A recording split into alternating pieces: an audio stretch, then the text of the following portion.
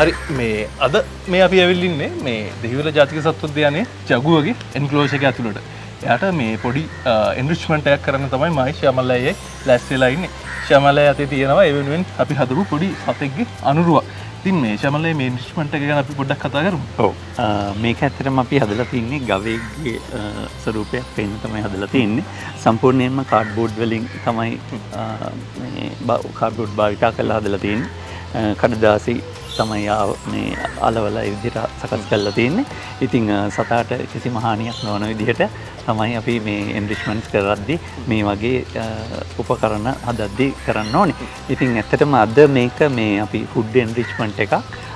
ඒත් එක්කම එයාගේ අර බිහේවියර් එක නැචරල් බිහේවියර්ස් කොහොමද මේ සතෙක් එක්ක එයා පෙන්වන්නේ කොයි වගේද කියන එකත් බලන්න ඒක ඉම්ප්‍රූව් වෙන විදිහට තමයි අද එන්රිච්මන්ට් එක කරන්නේ. හරි. මේ මගේ අතේ තියෙනවා මේ වෙනුවෙන් සූදානම් කරපු මස්. ඉතින් අපි බලමු අද කොහොමද එන්රිච්මන්ට් එක වෙන්නේ කියලා.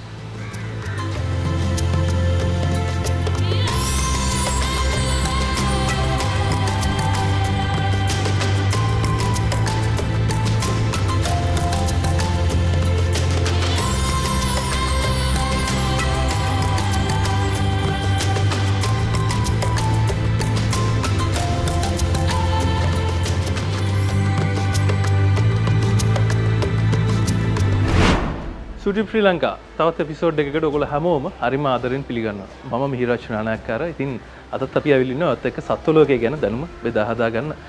ඉතින් අද මම ඉන්නේ මේ දෙහිවල ජාතික සත්වෝද්‍යානයේ ලෙයා සහ ලෙනෝගේ එන්ක්ලෝස් එක ගාව. මේ දෙන්න මේ අපේ බලල් පවුලේ හරි වැදගත් සමාජිකයෝ දෙන්නෙක්. ඒ දෙන්න ගැන කතා කරන්න අද මගෙත් එක්ක එකතු වෙලා ඉන්නේ දෙහිවල ජාතික සත්වෝද්‍යානයේ සංවර්ධන නිලධාරී අපේ ශ්‍යාමල් සමරනායක අයියා. මේ අයියේ ඉතින් හරි ආදරෙන් පිළිගන්නවා අපේ වැඩසටහනට. එතකොට ශ්‍යාමල් අය මුලින්ම මේ දෙන්න ගැන කතා කරද්දී අපි කතා කරමු පොඩ්ඩක් මේ දෙන්නව කොහොමද මේ අපේ මේ සත්වෝද්‍යානයට ලැබුණේ කියලා. ඔව් ඇත්තටම මේ ජගුවල දෙන්න අපිට ලැබුණේ 2019 වර්ෂයේ සහ 2013 වර්ෂයන් වලදී තමයි සත්වෝද්‍යානයේ සත්ව හුමාරු වැඩසටහනට අදාළව නෙදර්ලන්තයෙන් තමයි මේ සතුන් අපිට දෙහිවල සත්වෝද්‍යානයට ලැබුණේ. මේ එතකොට ශ්‍යාමල් අයියේ මේ ජගුවස්සා ගත්තාම මේගොල්ලන්ගේ මේ මොනවද මේ ලෝකේ කොහෙද ව්‍යාප්ත වෙලා ඉන්න ප්‍රදේශ ගැන අපි කතා කරොත් මේගොල්ලන් ඇත්තටම දකුණු අප්‍රිකාව තමයි මේගොල්ලන්ගේ නිජබිම වන්නේ. සාමාන්‍යයෙන් මේගොල්ලන්ගේ අර වාසය කරන හැබිටැට්ස් විදිහට වාසස්ථාන විදිහට ගත්තොත් එහෙම වගුරු බිම් ආශ්‍රිතව ඝන වනාන්තර ඒ වගේ ගස් සහිත ප්‍රදේශවල සහ ජලය වැඩිපුර තියෙන මඩ සහිත ප්‍රදේශවල තමයි මේගොල්ලන් වාසය කරන්නේ. හරි. මේ එතකොට ශ්‍යාමල් අය අපි මේගොල්ලන්ගේ මේ ආයු කාලය ගැන කතා කරොත් කොහොමද මේගොල්ලෝ මේ ඒගොල්ලන්ගේ ස්වභාවික වාසස්ථානවලදී මේගොල්ලන්ගේ ආයු කාලය කොහොමද මේගොල්ලන් මේ කැප්ටිවිටි එකේදී කොහොමද මේගොල්ලන්ගේ ආයු කාලය? සාමාන්‍යයෙන් අපි අවුරුදු 12ක් 15ක් සාමාන්‍යයෙන් ඒගොල්ලන්ගේ වනාන්තර තුල ආයු කාලය විදිහට ගන්නවා. නමුත් 20කට එහා වගේ යන්න පුළුවන් කැප්ටිව් ඉන්න කාලය අතරතුර සමහර විට ඊටත් පොඩ්ඩක් එහාට යන්න අවස්ථාවන් තියෙනවා. එතකොට ශ්‍යාමල් අය අපි මේගොල්ලන්ගේ මේ ශරීර ප්‍රමාණය ගැන කතා කරොත් උස මේගොල්ලන්ගේ බර ගැන අපි පොඩ්ඩක් කතා කරමු. සාමාන්‍යයෙන් පිරිමි සතුන් ප්‍රමාණයෙන් විශාලයි, ගැහැණු සතුන් ප්‍රමාණයෙන් කුඩයි. ඉතින් පිරිමි සතෙක් අඩි 5මාරක් 6ක් වගේ ප්‍රමාණයක් වෙනවා. ගැහැණු සතෙකු 4මාරක් 5ක් 5මාරක් ඒ වගේ ප්‍රමාණයකට තමයි වර්ධනය වෙන්නේ. ඉතින් අපේ ජගුවස්ලා දෙන්න ගත්තොත් එහෙම ලෙයා කළු පැහැති කෙනා ලෙයා අනිත් එක්කෙනා තමයි පිරිමි සතා ලෙනෝ. එතකොට ශ්‍යාමල් අය අපි මේ කතා කරොත් මේගොල්ලන්ගේ මේ ස්වභාවික ආහාර රටාව ගැන අපි පොඩ්ඩක් කතා කරොත් සහ මේගොල්ලොන්ට අපේ සත්වෝද්‍යානයේ ඇතුළේදී ලැබෙන ආහාර ගැන පොඩ්ඩක් අපි සංසන්දනය කරොත් සාමාන්‍යයෙන් වනාන්තරයේදී මේගොල්ලන් මම කලින් කිව්වනේ වගුරු බිම් ජලය ආශ්‍රිත ප්‍රදේශවල ඉන්නේ කියලා. ඉතින් ගොඩක් වෙලාවට කයිමන් කිඹුලන් ඒත් එක්කම කැපිබරා ඒ වගේ සතුන්වත් මේගොල්ලන් ආහාර කරගන්නවා. ඒත් එක්කම ගොඩබිම සිටින වෙනත් විශාල ප්‍රමාණයේ ශාකභක්ෂක සතුන්ව මුවන් වැනි සතුන්ව ආහාර විදිහට මේගොල්ලන් ගන්නවා. මේගොල්ලන්ට අපි ආහාර විදිහට සාමාන්‍යයෙන් ගව මස් තමයි වැඩිපුර ලබා දෙන්නේ. ඒත් එක්කම කුකුල් මසුත් ලබා දෙනවා. ඊට අමතරව පීකුදු වෙනත් ඕගන්ස් වල කොටස් ඒවා ලබා දෙනවා. ඒ අවශ්‍යතාවයේ පරිදි ඒගොල්ලන්ගේ මනා සෞඛ්‍ය තත්ත්වය පවත්වා ගැනීම සඳහා.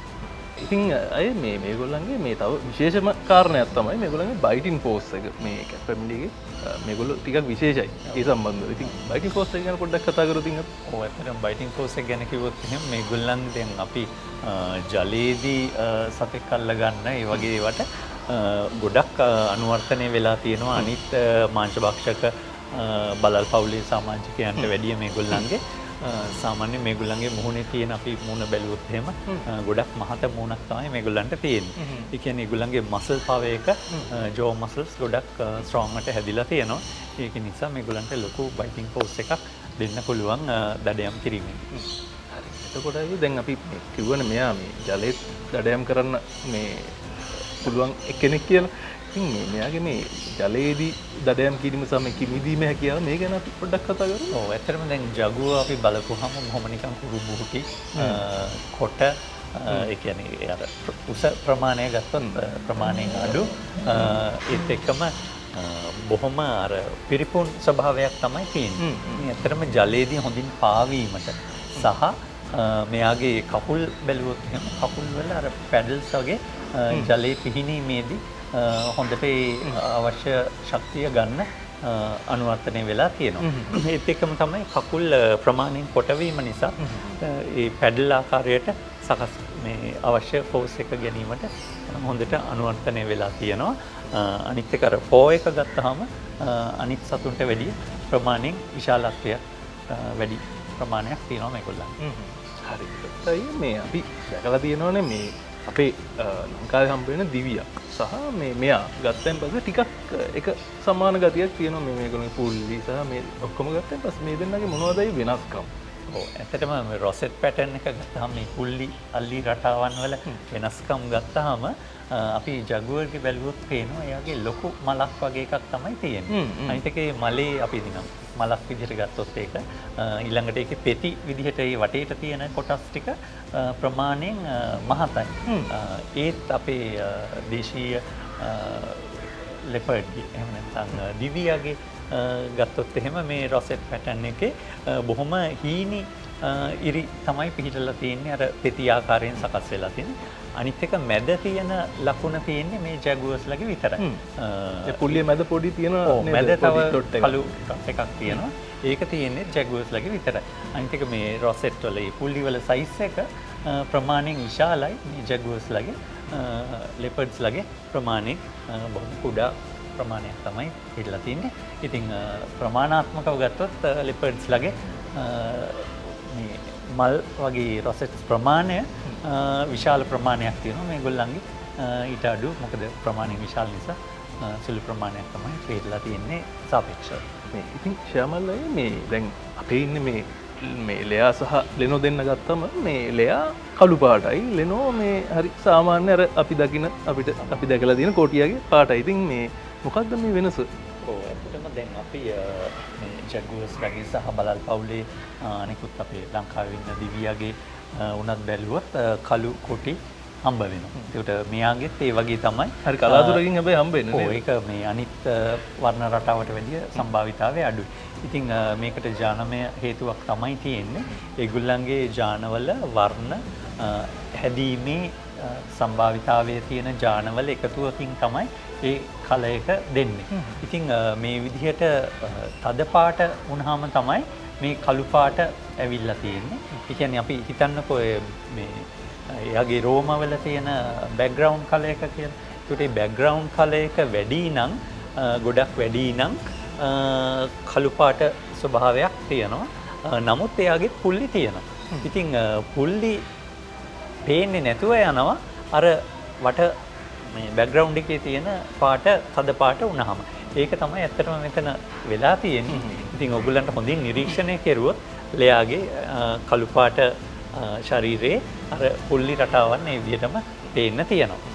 පොඩ්ඩක් කර මේ පොඩ්ඩක් අඩුවෙන් මේ ෆේඩ්ඩලාගේ ඒක අනිත් කෙනාගේ වගේ ප්‍රමිනන්ට්ට පේන්නේ මේ මොකද අඩු බැග්‍රවුන්් කල එක ගොඩක් තද පාටක් නිසා ඒකෙන් අර ලේසියෙන් අඳුර ගන්න බෑ නමුත් ඒ රටාවන් පිහිටලා තියෙන හරි තවටයි මේ ජපුව කියන්නේ මේ ෆුට්ෂේන් එක උඩම ඉන්න කෙනෙක්නේ එතකොට මේගොල්ලන්ට හැබැයි මේගොල්ලන්ගේ ස්වභාවික වාසස්ථානවලදී හම්බෙන්න තර්ජන තියෙනවද විලෝපිකයෝ ඉන්නවද මේගොල්ලන්ට? ඔව් ඇත්තට මේගොල්ලන්ට තර්ජන බොහොමයක් තියෙනවා. ඉතින් ගොඩක් තර්ජන ඇති වෙන්නේ මිනිසයාගෙන් තමයි. ප්‍රධාන වශයෙන්ම මේගොල්ලන්ට තර්ජන විදියට ගත්තොත් හැබිටැට් ලොස් එක. ඒ කියන්නේ ඒගොල්ලන්ගේ වාසස්ථාන විනාශ වීම ඒත් එක්කම ඒවා අර කොටස් වීම ඒ දේවලුත් සිද්ධ වෙනවා. ඒත් එක්ක මේගොල්ලන්ගේ ආහාර හිඟවීම. ඒගොල්ලන් ආහාරයට ගන්න සතුන් මිනිසා විසින් විවිධ ඒගොල්ලන්ගේ අවශ්‍යතාවයන් මැරීම නිසා ජගුවස්ලට තියෙන ආහාර ප්‍රමාණයන් අඩු වෙනවා. ඒත් එක්කම තමයි විලෝපිකයන් ගැන කතා කරුවොත් මේගොල්ලන්ගේ පැටවුන්ට තමයි ගොඩක්ම තර්ජන තියෙන්නේ. ඒත් එක්කම අපි තවත් අර මිනිසුන් විසින් භාවිතා කරන විවිධ ආභරණ ආදිය සකස් කිරීම සඳහා මේ සතුන්ව දඩයම් කරනවා සම් ලබා ගැනීමට ඒගොල්ලන්ගේ නිය දත් ඒත් එක්කම චයිනීස් මෙඩිසින් වලට පාවිච්චි කරන ඇටකටු ඒ වගේ සම්බන්ධ කොටස් සඳහාත් මේ ජගුව සතුන් දඩයම් කරනවා. ඉතින් අපි අද කතා කරේ ජගුව ගැන. ඒ වෙනුවෙන් අපිත් එක්ක එකතු වෙලා හිටියේ දෙහිවල ජාතික සත්වෝද්‍යානයේ සංවර්ධන නිලධාරී අපේ ශ්‍යාමල් අයියා. අයියේ ගොඩක් ස්තුතියි අපිත් එක්ක එකතු වුණාට. ඉතින් අපි YouTube ශ්‍රී ලංකා තවත් එපිසෝඩ් එකකින් ඔයගොල්ලන් හම්බෙන්නේ නම් එතකන් ඔයගොල්ලන්ට තියෙන ප්‍රශ්න ඔයගොල්ලෝ සතුන් ගැන පරිසරය ගැන දැනගන්න ආසාවෙන් ඉන්න කරුණු තියෙනවා නම් අපිට කමෙන්ට් එකක් විදියට දාන්න. මේ තමයි සතුන්ට පරිසරයට ආදරය කරන ඔයා වෙනුවෙන්ම නිර්මාණය වෙන YouTube channel එක YouTube ශ්‍රී ලංකා.